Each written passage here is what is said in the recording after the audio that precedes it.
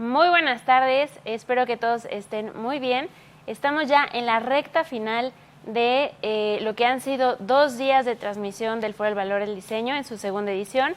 Mi nombre es Jimena Zárate, yo soy maestra del Departamento de Diseño de la Ibero y a continuación les vamos a presentar, bueno, ya hemos estado con personajes alrededor del mundo, hemos tenido pláticas con diseñadores desde Osaka, desde Corea, desde Austin, desde Madrid, desde Londres, y ahora nos vamos a ir directo hasta Nueva York, en donde vamos a tener la siguiente plática de Tania Meléndez junto con nuestro profesor Guillermo León, que van a platicarnos un poco sobre el tema del valor del diseño en la moda latinoamericana. Terminando esta conferencia, los invitamos a que se queden a nuestra última conferencia magistral, que va a ser con el diseñador Héctor Erragüe, quien nos va a cerrar con broche de oro este foro del valor del diseño.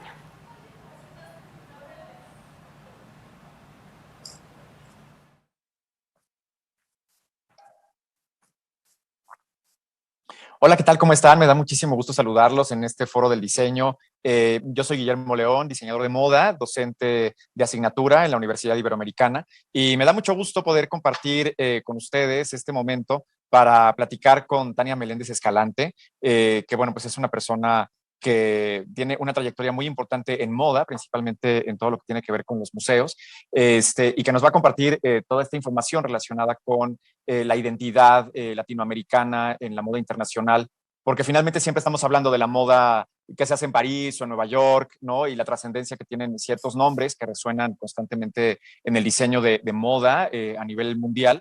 Y siempre es bueno también voltear, ¿no? Hacia donde estamos nosotros, donde también hay nombres importantes y toda una identidad de diseño relacionada no solamente con las culturas tradicionales, sino en realidad con lo que sucede hoy en día, ¿no? Con lo que está pasando en el siglo XXI. Tania Meléndez Escalante es curadora de educación y programas públicos en el Museo del Instituto Tecnológico de la Moda, el MFIT, en Nueva York. En este museo, Tania ha organizado más de 150 programas con diseñadores, académicos y miembros de la industria de la moda de impacto global.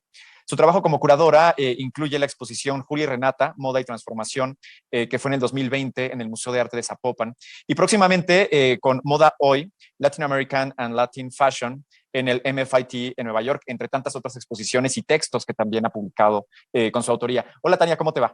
Bien, muy bien, muchas gracias. ¿Cómo estás, Guillermo? Muy bien, muchas gracias. Pues bueno, para comenzar esta plática me gustaría saber cómo ves tú o pues sí, cómo visualizas el panorama de la moda latinoamericana hoy en día desde Nueva York, que es el lugar donde resides, perdón. Yo creo que la moda latinoamericana tiene un papel importante, ha tenido un papel importante desde el siglo XX a nivel internacional, y a veces lo que pasa es que la vemos como si estuviera desmembrada. Hay muchas personas, ya sean diseñadores o miembros de la industria o de las comunicaciones, que juegan un papel importante en la moda global, pero que no necesariamente pensamos en ellos como latinos. No sé, por ejemplo, Lázaro Hernández de Provence Schooler, ¿no? Que es un cubano-americano, que es una de las marcas más importantes en Nueva York en la actualidad, y sin embargo no estamos pensando en él como latino. O Fernando García, que es de la República Dominicana, que está tanto en Oscar de la Renta como en Monse. También es un diseñador joven que está teniendo pues mucho, está en una de las casas de moda más importantes del mundo. Bueno, la misma casa, ¿no? Oscar de la Renta. Creo que hay marcas como Oscar de la Renta o como Carolina Herrera que están un poco más en nuestra conciencia, pero hay muchas personas, ¿no? Nina García está a la cabeza de él, Estados Unidos, ¿no? Una colombiana. En fin, tenemos muchas personas importantes, fotógrafos, estilistas, diseñadores, y a veces como que no los identificamos como nuestros. Entonces, en el museo, yo trabajo en el Museo del Fashion Institute of Technology, como bien dijiste en la introducción, y voy a compartir pantalla. Sí. Para que, para mostrarles un poco de mi museo para quienes no lo conocen. Déjenme. Hay quienes van a editar que editen esto. Sí. Ok. Entonces, El Museo del FIT es el único museo en la ciudad de Nueva York que está dedicado al arte de la moda exclusivamente. Hay otros museos como por ejemplo el Metropolitan Museum tiene un departamento dedicado a la moda, el Costume Institute, pero no es propiamente un museo en sí mismo. O está el Cooper Hewitt Museum, ¿no? Que es un museo, el Museo Nacional de Diseño de los Estados Unidos, y a veces presentan moda, pero a veces, y no es una de las partes principales de su misión. A diferencia de estas instituciones, nosotros estamos completamente dedicados a la moda exclusivamente. Tenemos una colección de más de 50,000 objetos que incluyen prendas, accesorios y algunos trabajos en papel, pero la gran mayoría de con lo que contamos son prendas y en menor grado accesorios como calzado, bolsos, abanicos, cosas así. Y en pantalla tenemos una fotografía de una exposición que hicimos de otra latinoamericana, Isabel Toledo.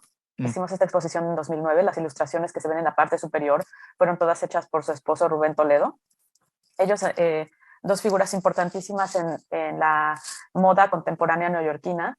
Él ha trabajado con muchísimas marcas, con Nordstrom, por ejemplo, por muchos años realizó ilustraciones tanto para la tienda como para objetos de consumo, platos, vajillas, pero también, por ejemplo, diseñaba maniquíes.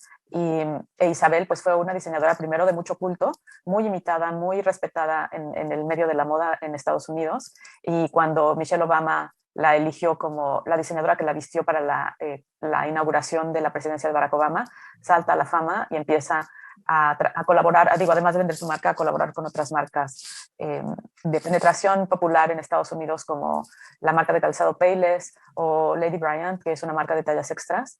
Entonces, además con esta diseñadora con una visión muy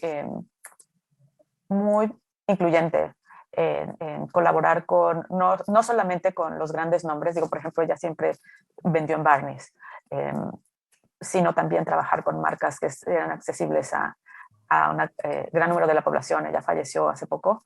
Y bueno, ahora queda su legado de moda, y Rubén, que sigue manteniendo tanto su memoria, y bueno, él también sigue trabajando en el mundo del arte y de la moda. En realidad él es un artista y ella era la persona que se dedicaba a la moda, pero tenían una relación muy simbiótica, profesional y personalmente.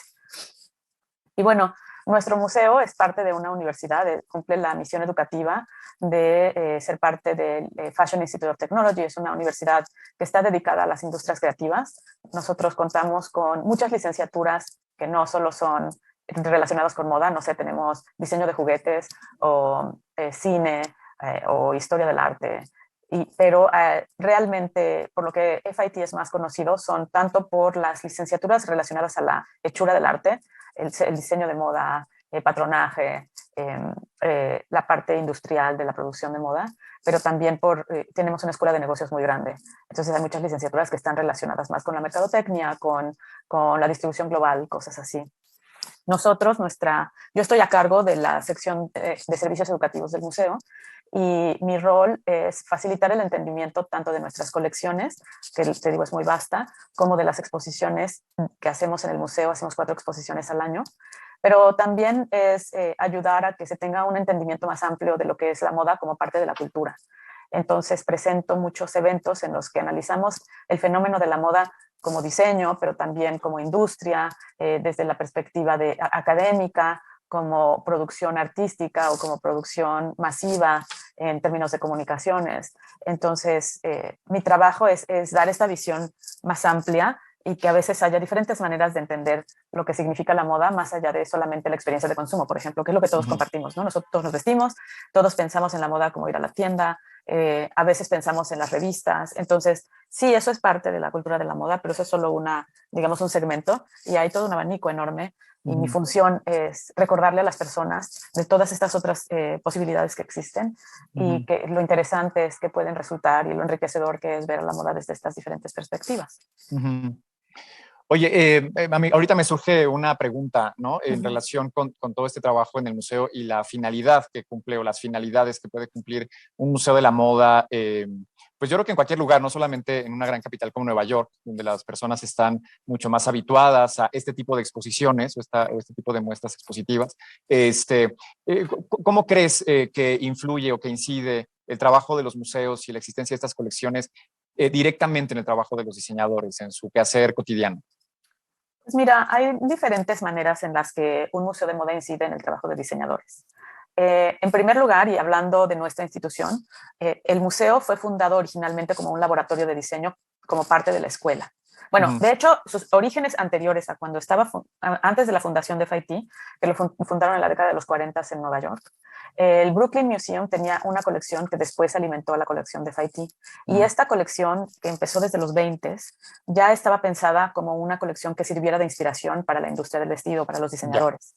Entonces, originalmente, siempre tuvo esta vocación de inspiración. Ya cuando se funda FIT y se funda el laboratorio de diseño, nosotros funcionamos como un lugar en donde tanto los estudiantes como los miembros de la industria podían acceder a las colecciones para aprender acerca de lo que se había hecho antes, para tener ideas, para enriquecer su trabajo creativo. Cuando el museo pasa de ser un laboratorio de diseño a un museo propiamente en la década de los 90, el acceso a los objetos se restringe con las restricciones normales de un museo y entonces nuestra labor de inspiración sucede a través tanto de las exposiciones como de los proyectos educativos. Entonces, ese creo que es como lo más básico, la conexión que puede encontrar un diseñador en un museo de moda es la inspiración. Claro. Pero se han hecho algunos estudios acerca de las capitales de moda, cuáles son los factores que favorecen el surgimiento de una capital de moda, y está que haya insumos a la mano, que haya personal calificado, que haya una capacidad de respuesta al mercado. Pero uno de los elementos fundamentales es que existan instituciones de investigación y de análisis del fenómeno de la moda. Y entonces lo que sucede es que eso ayuda a que la sociedad en general valore a la moda como una aportación tanto cultural, social, económica, y que no solo es un pasatiempo o una cosa superflua. Y entonces el museo funciona como un espacio de valoración de nuestra disciplina. Es decir, la moda es importante, la moda es parte de nuestra sociedad, es un producto cultural y como tal es necesario entenderla y también darle la dignidad que merece. Entonces yo creo que los museos tienen estas diferentes funciones que al final son muy relevantes. Por ejemplo, para los diseñadores es siempre un gran privilegio el que su trabajo se ha mostrado en museos. Claro. Porque claro, eso significa un análisis profundo y una valoración y un entendimiento distinto de lo que es su trabajo. Y entonces eso hace que el público en general entienda el trabajo de los diseñadores de una manera diferente y eso fortalece el vínculo entre diseñador y consumidor, por ejemplo. Claro, me parece importante resaltar, sobre todo porque, bueno, tenemos una audiencia conformada por diferentes espectadores, espectadoras que no solo están relacionados con la moda. Posiblemente para las estudiantes de moda, la relación con los museos donde se exhibe la indumentaria, el vestido, las prácticas, etcétera, sea algo mucho más cotidiano o si no, por lo menos familiar. Pero habrá quien ahorita nos escucha y nos mira y se pregunta cuál es la pertinencia de la moda en el museo. Rescato el hecho de que dices que finalmente el museo pues, es un lugar donde se da la investigación, ¿no? Es decir, no solo es mostrar la ropa como una forma de validación, sino en realidad de valoración. Creo que esa es una palabra clave, ¿no? que nos estás dejando. Pero más allá de eso, recuerdo que en alguna ocasión Valerie Steele me comentaba que en la colección del museo había inclusive prendas anónimas que podían ser consideradas recursos de inspiración por diferentes motivos, ¿no? Entonces, ¿qué nos dice sobre el estudio de las prendas? Más allá de la parte material que podemos encontrar en ellas, como, no sé, la composición, las fibras, la forma en la que son elaboradas, ¿qué más nos puede decir una prenda de la cultura que la produjo o del contexto en el que se haya encontrado en un momento? Pues mira, ahora que mencionas a Valerie, ella es un perfecto ejemplo para hablar de todo lo que las prendas como objetos nos pueden enseñar acerca de una idea dada. Ella hizo su doctorado acerca de moda y erotismo y uno de los elementos centrales de su investigación fue el corsé. Y ella cuando estaba haciendo su investigación dijo, bueno, hay todos estos mitos acerca de cómo el corsé era terriblemente nocivo para la salud y bueno, pues y de estas cinturas pequeñísimas. Y entonces dijo, vamos a revisar estos corsés, vamos a medirlos, tocarlos dentro de las medidas de lo que es posible dentro de una colección, pero y decir, bueno, ¿qué me dice el objeto en relación con todas estas historias que se cuentan acerca de él? Y entonces cuando empezó a analizar y a revisar una multitud de corsés, dijo, bueno, de entrada las cinturas no son tan pequeñas como míticamente se dice que eran a finales del siglo XIX y principios del XX, ¿no? Con el corsé más restrictivo. Y dice, entonces, esta cintura de la que muchos de los que hablan en contra del corsé utilizan como referencia, no hay pruebas materiales que sustenten este dicho. Y la otra cosa que dijo es, bueno, analizando los diferentes tipos de corsé que han existido históricamente, sí, hubo unos corsés que fueron muy dañinos para la salud por los materiales y el diseño con el que estuvieron realizados, pero este es en realidad un periodo muy breve en comparación con la historia del corsé, en donde en la mayoría de las ocasiones eran, vamos, no causaban mayor daño de que puede causar un zapato de tacón. Yeah. Y entonces todo esto fue un resultado de un análisis de los objetos, pensando en que decías, bueno, que no solamente la inspiración, sino es un entendimiento más profundo de nuestra idea, por ejemplo, de el corsé como un elemento opresor de las mujeres. Y entonces ella dice, bueno, ahora lo que nos ha sucedido es que en vez de contar con el apoyo de un corsé para tener la figura ideal, tenemos que ejercitarnos, tenemos que ponernos a dieta, y entonces ya no existe un apoyo externo para las personas que tal vez no se pueden ejercitar o, ¿sabes? Y entonces es incluso un cuestionamiento de si de cuando una prenda pasa de ser un objeto de opresión a un objeto de apoyo, y de la autodeterminación del individuo, decir, bueno, yo me pongo esta prenda porque yo lo deseo, porque esa es mi decisión, ¿no? Que son muchos cuestionamientos que surgieron en el trabajo de Steele a través del análisis de muchos corsés, ¿no? Súper interesante porque creo que estamos, sobre todo en el mundo contemporáneo, tan acostumbrados a hacer un análisis de imágenes que a veces se nos olvida que las imágenes siempre son solo una visión parcial y muchas veces truqueada de un fenómeno, de un objeto, claro, de una situación, ¿no? Todos sabemos que existe Photoshop, todos sabemos que existen filtros y la iluminación, y etcétera, etcétera, pero a veces cuando estamos haciendo análisis audiovisuales o cuando estamos criticando la manera en la que nos relacionamos unos con otros, nos limitamos a las imágenes que vemos en el celular o a cosas completamente bidimensionales, cuando nuestro mundo en realidad es tridimensional y las relaciones son muy complejas. Claro. Y por ejemplo, el análisis de objetos te regresa a esas realidades, de la experiencia vivida y material. Claro, claro, y permite una reflexión mucho más profunda, ¿no? De lo que se vive y sobre todo del carácter simbólico que pueden tener tanto los objetos, en este caso las prendas, ¿no? Que finalmente pues están llenas de símbolos y las prácticas también, ¿no? Que rodean a estas prendas. Y que la moda normalmente, o bueno, la moda de la que estamos hablando es una actividad corpórea. Es algo que te pones, entonces claro, es táctil, es visual, tiene sonido, incita sensaciones, y la moda incluye todos esos factores, ¿no? Tenemos perfume, tenemos cosméticos, tenemos tatuajes, la ropa te aprieta, te queda cómoda, y muchas de esas cosas, aunque parece que la imagen te permite verlas, no siempre es así. Claro. ¿No? Y sí, definitivamente el sonido, la sensación, el olor, pues es imposible transmitirlo a través de la imagen. Por supuesto. Sí, pues me parece que abre un panorama muy amplio, ¿no? En tanto la forma en la que se observa la exposición de moda, que además la exposición de moda siempre se caracteriza por ser emocionante, ¿no? Por ser una experiencia, digamos, muy parecida a lo que podría ser la visita a una tienda o el recuerdo del escaparate de la departamental, ¿no? Sin embargo, bueno, deja mucho más que solamente la belleza que puede haber en la observación de un vestido o de una pieza firmada por un diseñador importante, en fin, ¿no? Bueno, pues pasando ahora sí a la parte que nos decías en la introducción sobre la moda latinoamericana, que es lo que nos trae hasta aquí.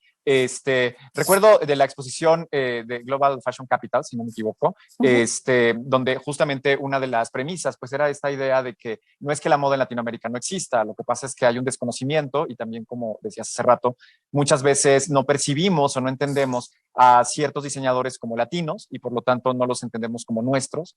Supongo que hay un fenómeno relacionado posiblemente con otro momento en la historia, quizá antes de la llegada de la Internet, en donde los diseñadores tenían que emigrar necesariamente a estas grandes capitales a estudiar la moda o a trabajar con las grandes firmas, o inclusive en momentos en donde, por ejemplo, en Latinoamérica no había esta posibilidad de profesionalización de la moda, ¿no? Pues, supongo que es por eso, en parte, seguramente no será todo el motivo, por el cual de pronto ciertos diseñadores los percibimos como, pues digamos, entre comillas, ajenos, ¿no? Pero, ¿qué pasa hoy en día con los diseñadores latinoamericanos que no necesariamente han migrado y que tienen un impacto importante porque además representan toda una serie de, ahora sí que decíamos hace rato, simbolismos o comunicaciones no verbales relacionadas con las culturas tanto tradicionales como contemporáneas?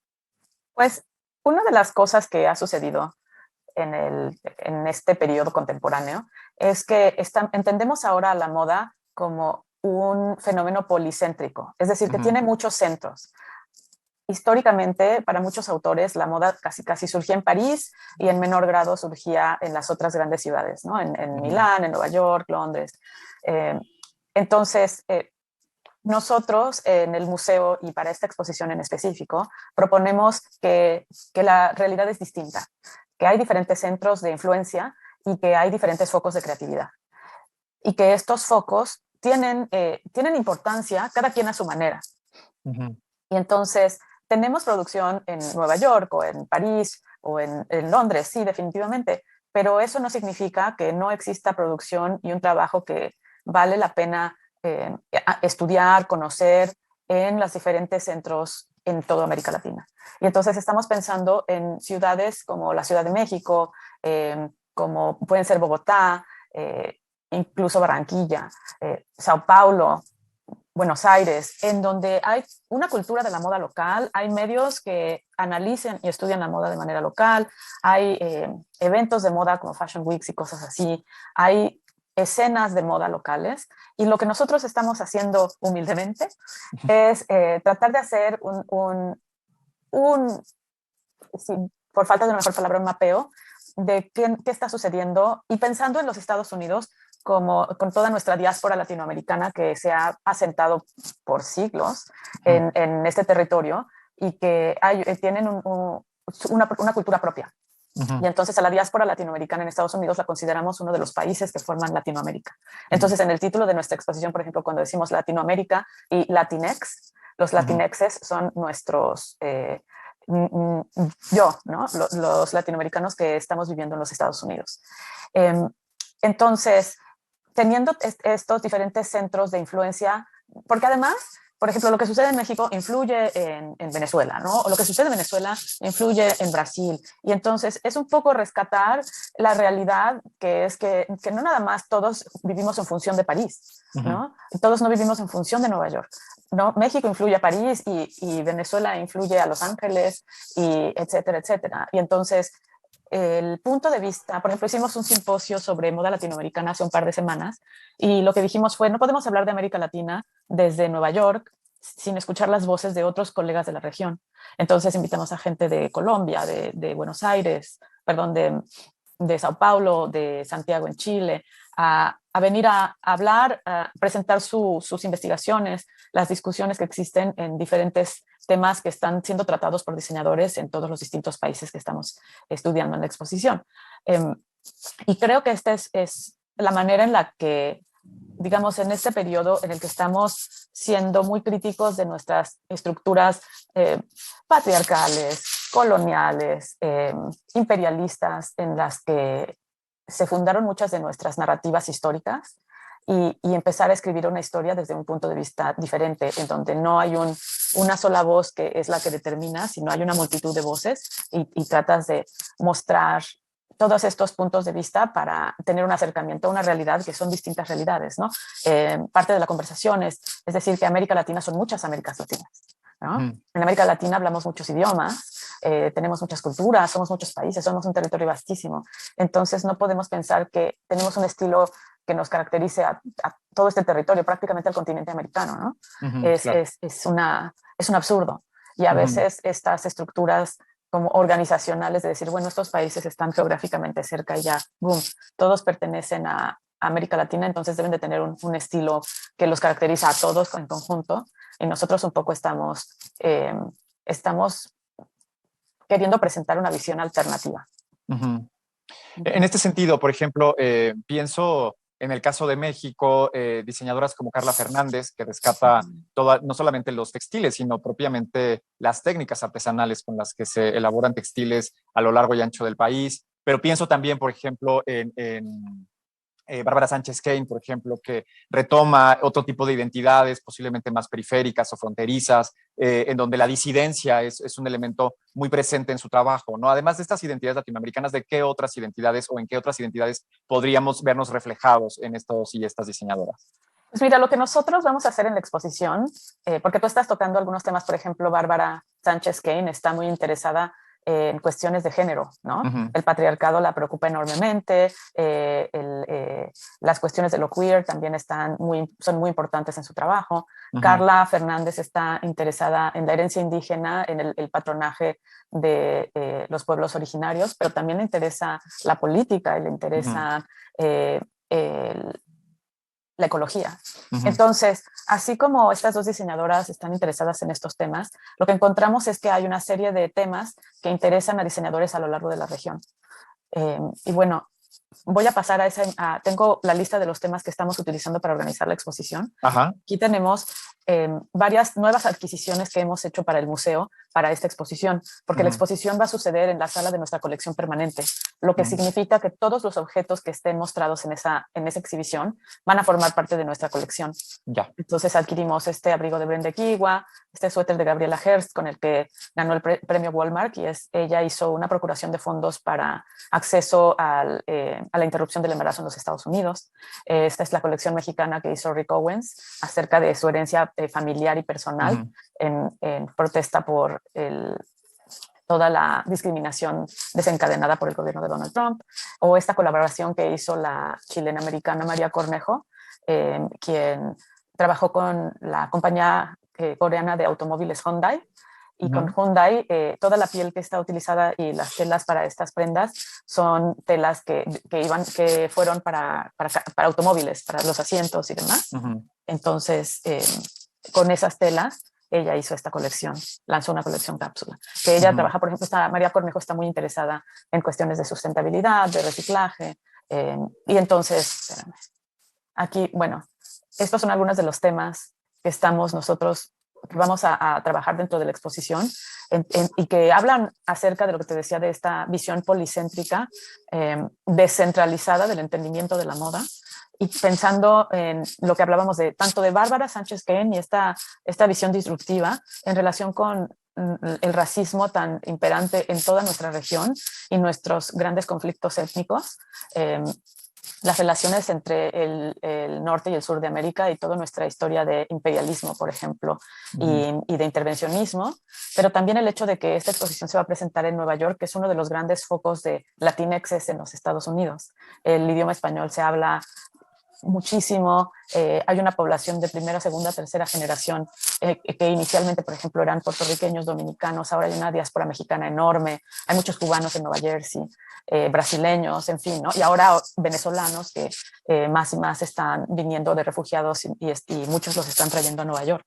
Entonces, por ejemplo, en la industria de la moda neoyorquina hay muchos venezolanos que fueron de los primeros en dejar Venezuela y restablecieron sus marcas en Nueva York. Algunos se fueron a España, otros se fueron a París. Entonces la diáspora venezolana es súper importante en la moda global contemporánea porque todos los diseñadores se han reubicado en otros países, o bueno, no todos, pero un gran número de marcas grandes y pequeñas. Entonces, en el momento de pensar en todos los diseñadores y todos los temas a tratar, no podemos olvidar, y aquí tal vez es recordar que la moda está íntimamente relacionada con todos estos temas, ¿no? Porque finalmente la moda es sociedad, pero también es una industria y es un negocio, y entonces cuestiones de racismo o de acceso o no acceso a bienes y servicios completamente impactan nuestra cultura de moda, ¿no? Y bueno, aquí hay dos objetos que ya formaban parte de nuestra colección y nos hemos dado cuenta de que tal vez el 30% de la exposición van a ser nuevas adquisiciones, lo cual significa que va a haber mucho mayor representación de diseñadores latinos y latinoamericanos, que esperamos nosotros que la mayoría de las adquisiciones sean nombres nuevos, personas que todavía no están en nuestra colección, para que también nuestro museo tenga una visión, ¿sabes?, una representación más amplia de quiénes somos y todo lo que estamos haciendo en nuestros diferentes países. Entonces, aquí están algunos de los temas en los que hemos organizado, porque dijimos, bueno, estilísticamente es muy difícil, ¿no? ¿Cómo pones en un mismo espacio a Carolina Herrera, a Carla Fernández, no sé, Kika Vargas, por pensar tres nombres que se me vienen a la mente, ¿no? Y entonces, pero bueno, tenemos a diseñadores latinoamericanos del siglo XX que son quienes crearon un poco de algunos de las ideas con las que trabajamos hoy en día sobre el estilo latinoamericano, pero que también tuvieron un impacto en la cultura de moda global. Y ahí es donde entran Carolina, Oscar de la Renta, Esteves, en fin, diseñadores que han tenido importancia a nivel global y que fueron muy exitosos desde el siglo XX. Y ya el resto de la exposición va a estar dedicado al siglo XXI. Porque una de las cosas que descubrimos es que hay mucho más investigación acerca de siglo XIX, XVIII, hay mucha, siglo XX hay menos, pero en realidad hay pocos estudios académicos sobre la moda del siglo XXI de América Latina.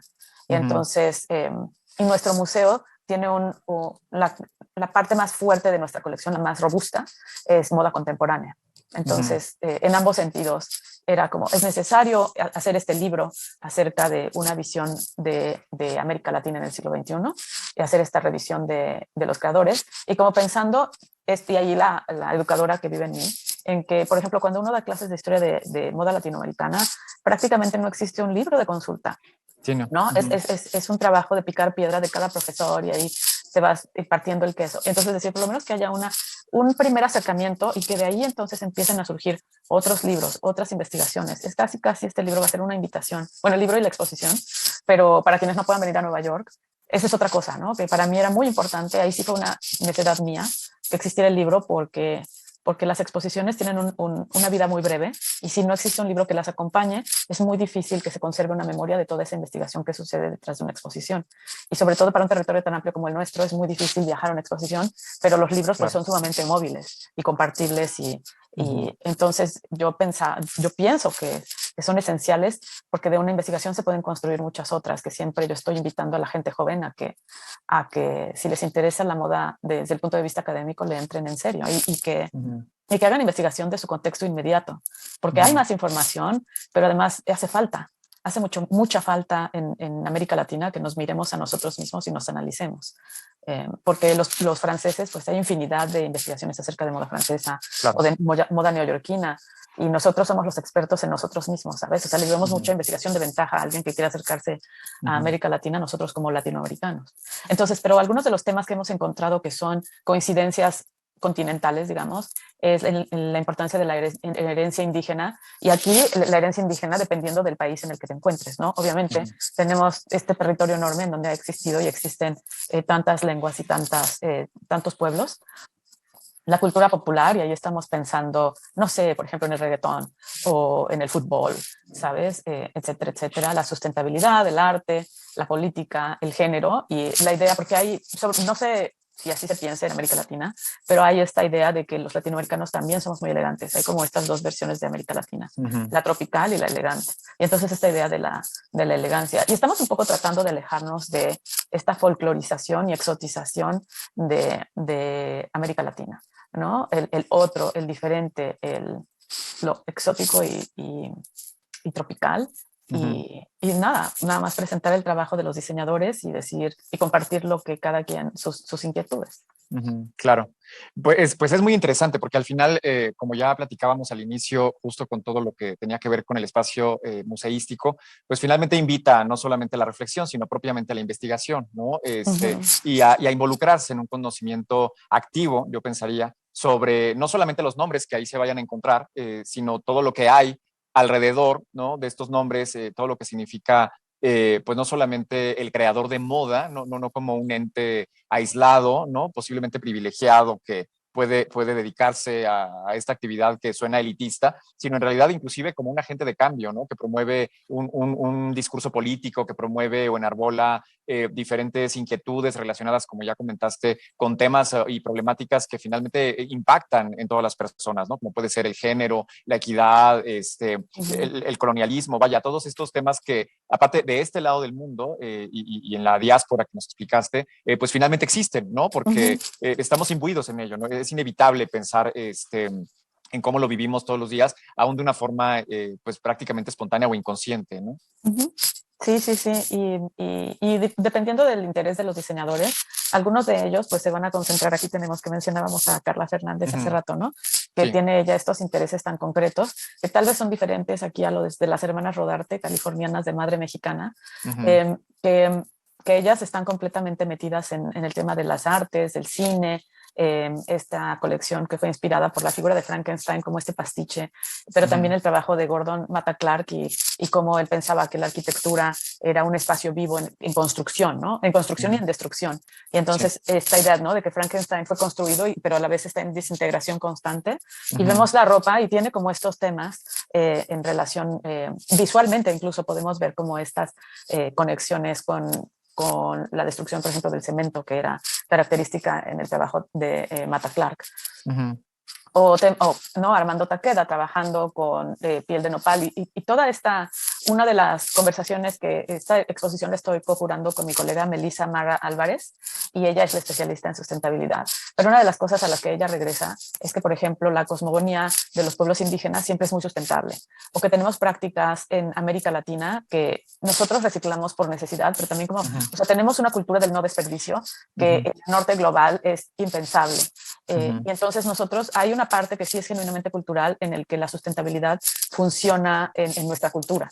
Y hay muchas propuestas que hacen los diseñadores de nuestros países que suenan radicales en el extranjero, pero que aquí hacen sentido totalmente y que están conectadas a veces con nuestro pensamiento político o con nuestra herencia indígena. Y entonces una de las cosas que hemos descubierto a lo largo de la curaduría de la exposición es que los temas en realidad son muy porosos, que cuando estás hablando de política, a veces la política en un diseñador otra persona la podría interpretar como género o la sustentabilidad otra persona la podría describir como herencia indígena, porque todo está, vamos, la cultura no es las categorías son una cosa que creamos como para organizar ideas, pero en realidad las cosas siempre están entrelazadas, ¿no? Incluso nuestras ideas de elegancia. Ana Elena Malet fue parte de los ponentes del simposio y ella decía, bueno, es que la elegancia como la entendemos en América Latina está ligada, por ejemplo, a nuestra historia de mezcla de culturas. Claro. Y entonces nuestra elegancia es una elegancia compleja, es una elegancia con diferentes aristas, ¿no? Y aquí tenemos este vestido de noche de Carolina Herrera, que al mismo tiempo es por ejemplo, una referencia a la camisa de hombre, no a la ropa femenina, a los uniformes que ella usaba cuando estaba en la escuela en Venezuela, pero a la vez es un vestido de noche. Y entonces son como todas estas capas que normalmente los diseñadores de América Latina suelen darle a sus diseños. Y nuevamente, ¿no? Aquí pensando en cómo todo lo de género es político, la política no es la cultura popular. Hubo alguien que dijo, bueno, es que esas chamarras como las que hace Ricardo Seco son como lo que venden en los mercados en Tijuana, ¿no? Y sí, es cultura popular y el uso de la bandera como integración de un vocabulario visual definitivamente está ligado tanto a lo popular, pero también a lo político. Claro. ¿No? Y nuevamente, ¿no? Aquí género completamente ligado con herencia indígena, ¿no? Y con nuestra cultura milenaria. Y bueno, aquí es un ejemplo de la colaboración de un artista, Rubén Toledo, con una diseñadora, Isabel Toledo, en donde ella pensaba las ideas, se las explicaba a Rubén, él las dibujaba y esas ilustraciones eran las que le pasaba al taller de costura para que crearan los vestidos. Entonces es esta genuina colaboración en el proceso creativo, que es muy interesante, ¿no? Y que son dos diseñadores de origen latino, que es otra manera, por ejemplo, de entender la relación entre moda y arte, ¿no? En el proceso de producción, que va más allá de la inspiración. Claro. Y bueno, así es.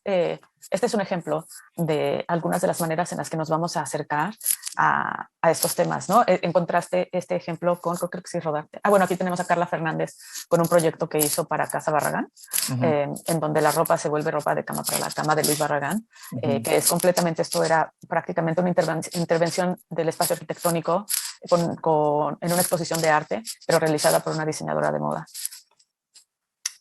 Y bueno, este tipo de cosas son las que vamos a estudiar, a presentar en la exposición. Ajá. Pues a mí me parece fascinante, ¿no? Bueno, yo tengo una cierta obsesión inclusive con todo lo que tiene que ver con los museos de moda y las finalidades expositivas, más allá, y ya lo comenté también, de lo emocionantes y inclusive teatrales que pueden llegar a ser las exposiciones.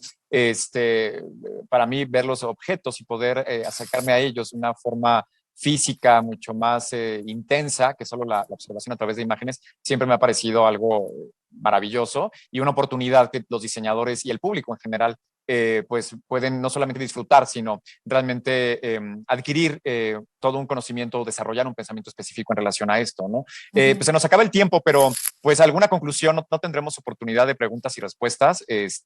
Sin embargo, bueno, ojalá nos puedas dejar tus redes sociales o algún canal de comunicación para que las estudiantes o los estudiantes interesados pudiesen abrir una especie de diálogo y sobre todo dejar todas las reflexiones que les ha podido dejar esta plática contigo. Pero alguna conclusión que nos quieras compartir.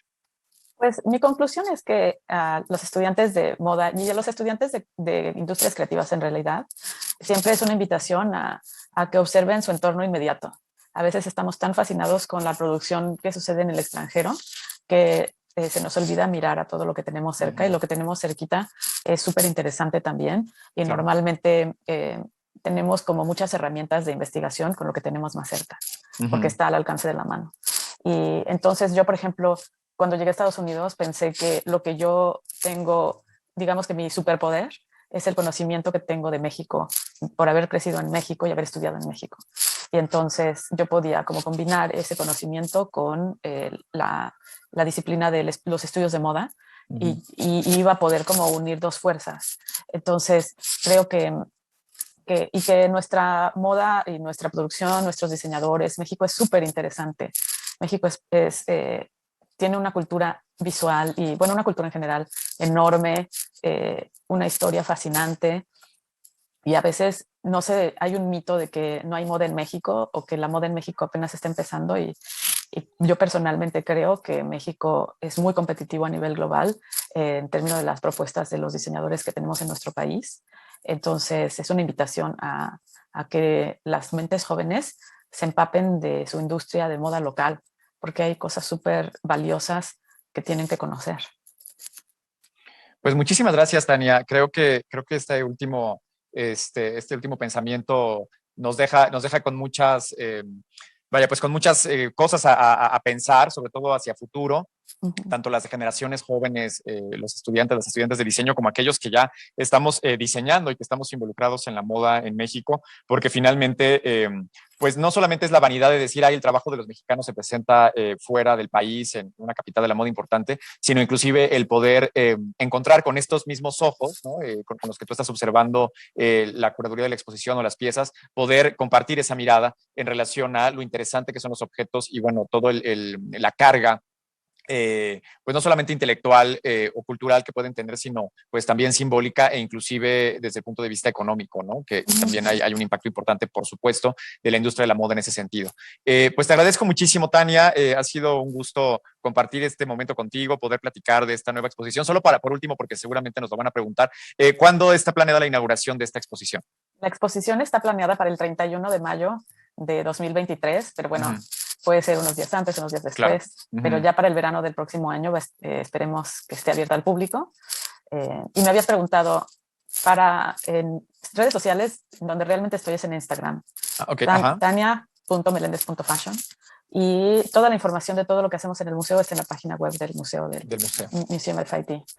Perfecto, pues no dejen de acercarse tanto a Tania como al museo, a las actividades académicas que además son muy variadas, muchas veces abiertas al público, si no es que en su totalidad. Todo ¿no? es gratuito, con una actividad académica muy intensa. Yo diría que es uno de los museos con la actividad académica más intensa que existe, no solamente en Estados Unidos, sino en el mundo, lo cual también representa no solamente un esfuerzo por parte de ustedes, sino lo convierte en un sitio de interés, tanto digital como físico, para todos aquellos que estamos interesados en el diseño y la moda.